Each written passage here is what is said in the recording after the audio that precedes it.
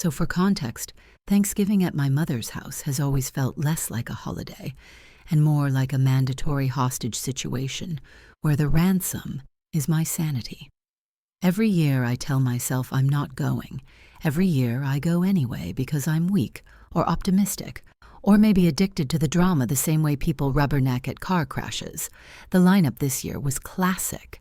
My mother, the reigning queen of martyrdom, who can turn peeling potatoes into a soliloquy about sacrifice. Uncle Gary, whose personality is 60% Coors Light and 40% loudly incorrect political opinions. My older sister, Claire, the golden child whose mere existence apparently cured polio, ended the recession, and brought honor to our family name. And then me, the youngest daughter, the designated family disappointment, though no one has said that explicitly. My mother just heavily implies it every time she asks if I've figured my life out yet. The dread started 2 days before the event, when Mom texted our group chat, titled Fam, which is honestly the biggest red flag of all. She sent a detailed cooking schedule with passive-aggressive notes like, "If everyone follows instructions, dinner will be on time this year," which is code for, "Last year was your fault." Spoiler, last year was absolutely not my fault, unless being the only sober person counts. I arrived to the smell of scorched marshmallows, lemon-scented cleaning spray, and the faint chemical tang of a family about to make poor decisions. Even the house felt tense, like the walls knew something I didn't yet. But dread, I knew intimately. It curled up in my stomach the moment I stepped inside, and because this is my life, I already knew. Something was going to go wrong. The spark that lit the fuse was, as always, spectacularly idiotic. Not a political debate, not a drunken confession, not even my mother's annual, "Who will take care of me when I'm old?" guilt monologue. No, it was the gravy, specifically the fact that Claire, my perfect infallible sister, claimed she had made it from scratch, when in reality I watched her whisk powdered mix into a pot like a medieval apothecary making sad soup. Mom placed the gravy boat on the table with the reverence of someone lowering a newborn into a crib. She said, loudly enough for the neighbors to hear, "Claire worked so hard on this. It's real gravy, not the instant stuff we've had in other years." By other years, she meant every year I've been in charge of gravy, but that's fine. I'm sure passive aggression burns calories. I didn't say anything. I didn't have to. Uncle Gary squinted at the pot, sniffed it like it might contain poison, and muttered, "Smells like the packet kind," which was true, and also the equivalent of tossing a lit match into a puddle of gasoline. Claire went rigid. My mother gasped like he had insulted the Pope, and I swear, even the turkey looked nervous. Claire snapped back, "Well, maybe your sense of smell is shot from your drinking, Gary," which, historically speaking, is the exact sentence that has launched at least 3 separate family wars. My mother shrieked, "Claire!" Gary stood up too fast, knocking over his chair, and all I could think was, wow, we're really doing this. Over gravy. Things went downhill so fast I'm convinced gravity filed a complaint. Uncle Gary, now fully offended and half sloshed, jabbed a finger at Claire and slurred, "You always think you're better than everyone, just 'cause your mom treats you like you're the second coming of Beyoncé." To be clear, Claire does think that, but you're not supposed to say it out loud unless you want a fork hurled at you, which for the record she did. It missed, clattering against the wall with a sad little tink that perfectly summarized our bloodline. Mom gasped again. She was up to her usual quota of 6 gasps per minute, and shouted at me, "Why didn't you stop this?" As if my job in life is to be the family emotional bomb squad. Meanwhile, the physical comedy of the whole thing was impressive. Gary stumbled backward into the sideboard, causing a waterfall of ceramic pilgrim figurines to crash to the floor. Claire lunged for the gravy boat like she was saving a baby from a burning building. My mother grabbed the turkey platter with both hands, as if the bird, somehow, was Switzerland in all this. Everyone talked at once. Accusations flew like confetti at a doomed parade. "You ruined last Christmas. You always take her side. You're drunk. You're ungrateful. You never appreciated my cooking. That's because it tastes like drywall, Mom. Okay, that last one was me. Under my breath, I think. At some point, the dog started barking. Alexa started playing smooth jazz for reasons no one will ever understand, and something inside me started to crack in a way that felt inevitable. The chaos had momentum, and I could feel myself becoming part of it. Here's the thing about rage. You never realize you're full of it until you're suddenly overflowing, like a soda someone shook for a decade and then politely asked you to open. The tipping point wasn't the yelling. It wasn't Uncle Gary knocking over a second chair. It wasn't even my mother screeching, "This family is falling apart because no one listens to me," which ironically no one listened to. No, what did it was Claire, clutching the gravy boat with both hands, screaming, "I worked hard on this," as instant gravy sloshed over the rim and dripped down her perfect cardigan like brown tears of fraud. Something in my brain just snapped, like a twig, a sad, brittle twig that had endured one too many Thanksgivings. I stood up so fast my chair shot backward, skidded, and hit the dog bowl, sending a tidal wave of water across the linoleum. The dog barked, because chaos loves company. Everyone froze for a split second, enough for me to realize that all eyes were on me, and that I had absolutely no plan. So naturally, I reached for the turkey, the enormous, golden brown, aggressively brined, smug-looking turkey. I didn't think. I just grabbed the platter with both hands, lifted it over my head like some deranged pagan offering, and screamed, "If anyone cares this much about gravy, maybe we should stop having Thanksgiving." And then, God help me, I launched the turkey. It sailed, truly sailed, a majestic, spinning, airborne bird of judgment. And for one glorious millisecond, the entire house went silent. The turkey hit the wall with a sound I can only describe as wet applause. It slid down in slow motion, leaving a glistening grease trail, like some kind of culinary crime scene. A drumstick broke off on impact and skittered across the floor, coming to rest at Uncle Gary's feet like it had chosen him as its new master. No one breathed. No one blinked. Even Alexa paused the smooth jazz, possibly out of respect. My mother's hands flew to her mouth. She made a noise halfway between a gasp and a dying vacuum cleaner. Claire looked at me the way a preschool teacher looks at a child who's just eaten glue on purpose. Uncle Gary blinked twice, nodded, as if the turkey had just made a compelling point, and whispered, "Damn." For a long, horrible second, all I heard was the soft plop of gravy dripping from Claire's cardigan and the faint whimper of the dog, who clearly thought he was in trouble. And then the world restarted. My mother shrieked, "You ruined dinner!" Claire yelled, "What is wrong with you?" Gary muttered, "Well, that's one way to baste it." Everyone moved at once, arms waving, voices overlapping, accusations ricocheting like bullets. But it didn't matter. I wasn't listening anymore. My breath was loud in my own head, my hands still shaking from the adrenaline of bird launching. But for better or worse, the screaming had stopped being about gravy. Now it was about me, the turkey assassin, the unhinged youngest daughter, the one who finally snapped so hard she committed poultry homicide. And honestly, it felt kind of liberating. After the turkey's dramatic death against the wall, the room dissolved into a kind of stunned, directionless chaos, like everyone had forgotten their lines in a very dysfunctional play. My mother staggered backward, gripping a chair as if she'd just witnessed a murder instead of a poultry-based temper tantrum. I can't believe you would do this," she whispered, hand trembling over her heart like she expected the turkey ghost to drag her to hell next. Claire dabbed gravy off her sleeve with a napkin, glaring at me like I had manufactured the powdered mix she swore she didn't use.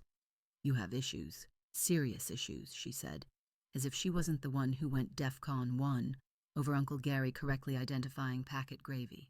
Gary, still staring at the disembodied drumstick by his shoe, muttered, "Best Thanksgiving in years," which Mom pretended not to hear. Blame shifting began immediately. Mom blamed me for creating violence in a sacred space, whatever that means. Claire blamed Mom for enabling this kind of behavior, despite the fact that she had thrown the first utensil. Mom then blamed Gary for provoking everyone with his energy, which is probably the politest way anyone's ever described him. Gary blamed the system, which no one asked him to elaborate on, thank God.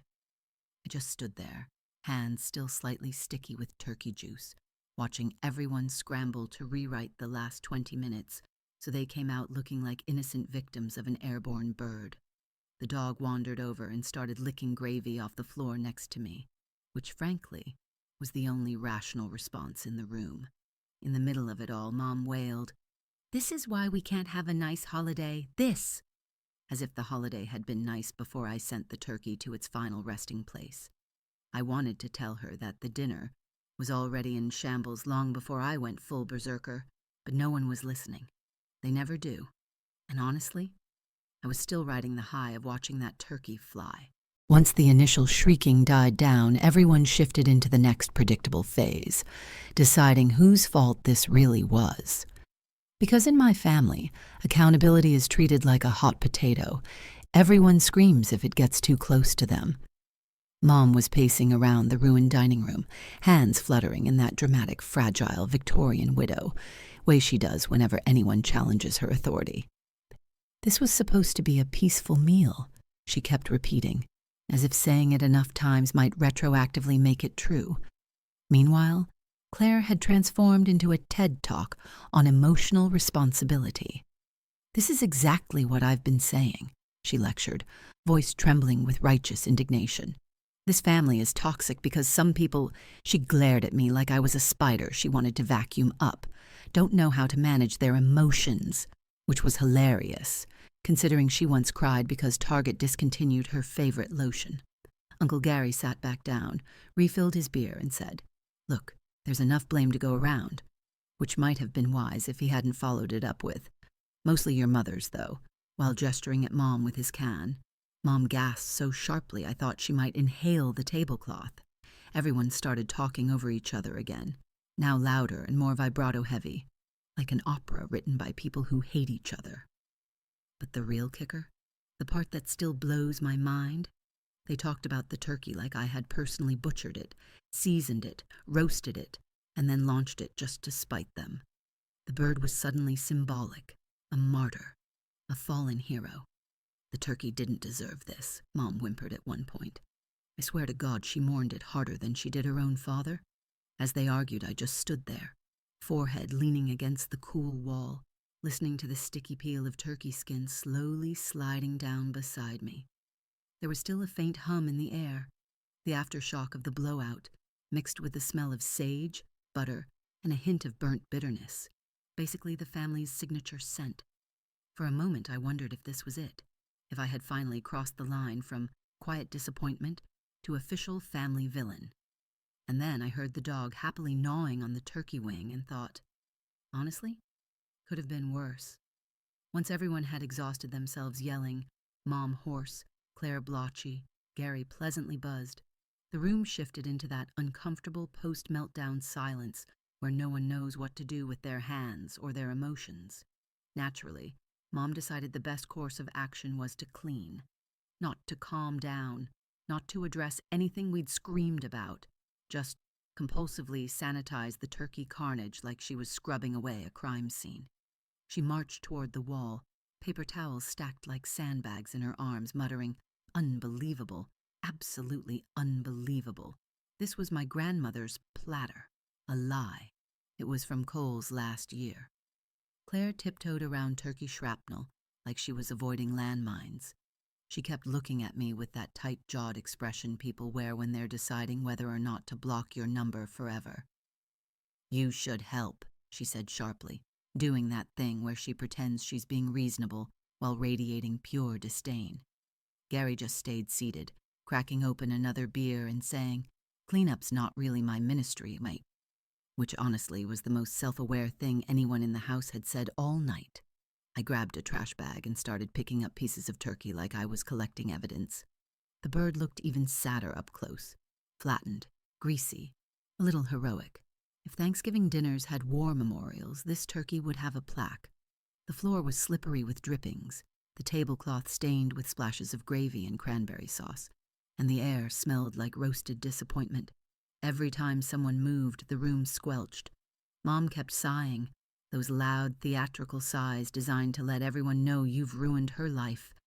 Claire kept sniffing in that wounded way that implies she's the true victim of everything, including poultry trajectory. Gary hummed along with the still paused jazz track like absolutely nothing had occurred. And me? I felt hollow, tired, but also weirdly calm, like once you've thrown a turkey at a wall, there's nothing left in the world that can really scare you. We got the room about 40% cleaned before Mom finally snapped, "Everyone sit. We are still having dinner." Because of course we were. There is no force on earth, not God, not physics, not social decency, that can stop my mother from forcing a holiday meal.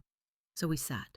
We ate lukewarm mashed potatoes in grim silence, and the turkey carcass, what was left of it, sat in the trash can like a fallen soldier watching over us. It was the quietest we'd been all night, honestly the quietest we'd been in years, and yet, somehow, still miserable. Dinner, if you can call spooning cold sides into your mouth while pretending not to make eye contact, dinner, wrapped up with the same energy as a support group meeting where no one wants to admit they need support, which is when the revisionist history began. Mom set down her fork and said, with saintly resignation, "I just don't understand why you would attack me like that," as though I'd hurled her instead of the turkey. Claire nodded solemnly, like a judge issuing a sentence. It was disproportionate, completely unprovoked. Unprovoked, according to the woman who threw a fork at her uncle 30 minutes earlier. Gary shrugged, mouthful of stuffing. I mean, if we're being honest, this was bound to happen eventually. I didn't know if he meant the fight or me weaponizing poultry, but either way, he wasn't wrong. Mom dabbed her eyes with a napkin. I bend over backwards, to make this family happy, and this is what I get. She said this while sitting in a room still faintly shimmering with turkey grease.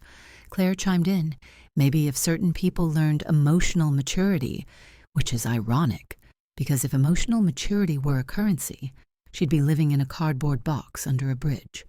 I sat there, chewing stale roll, listening to each of them reconstruct the evening into a narrative where they were brave, misunderstood heroes. And I was a rogue wild animal who had burst into the dining room and randomly committed holiday terrorism. They didn't mention the gravy lies, or the fork, or the screaming, or the 18 separate microaggressions launched before appetizers. They only talked about the turkey thing, which, okay, fair, it was dramatic. But it didn't happen in a vacuum. You don't get a turkey thrown at a wall without context. I wanted to explain that. I wanted to defend myself. I wanted to point out that the real reason this family implodes every year is because everyone's been carrying grudges since the Bush administration. But no one wanted a discussion.